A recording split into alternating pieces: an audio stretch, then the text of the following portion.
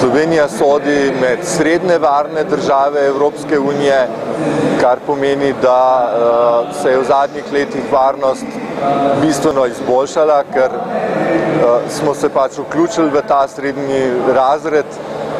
Vse skupaj pa je zelo jasno sporočilo. Želimo biti najbolj varni, ne samo želimo, to je tudi zahteva, ki si jo moramo postaviti.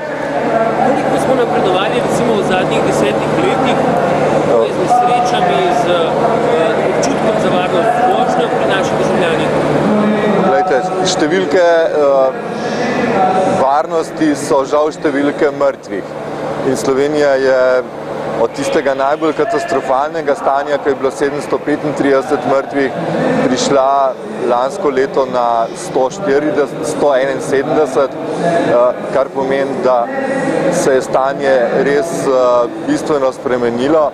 V zadnjih 3 letih beležimo pomemben premik in letošnje leto kaže, da bomo dosegli minimalni cilj Evropske unije za 50% zmanjšati število mrtvih. K temu tudi pripomorejo take akcije. Kako vi vidite to akcijo? Poglejte, varnost se zagotavlja z infrastrukturo, z varnimi vozili, z zakonodajo in z vsemi ukrepi.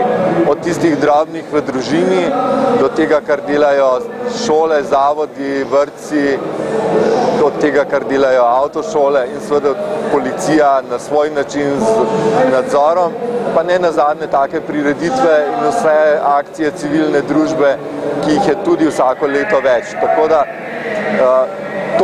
to je splet, vse se povezuje in pomembno je, da vsi zelo jasno sporočamo, da ta varnost mora biti boljša in da je treba delati več za to, da bo boljša.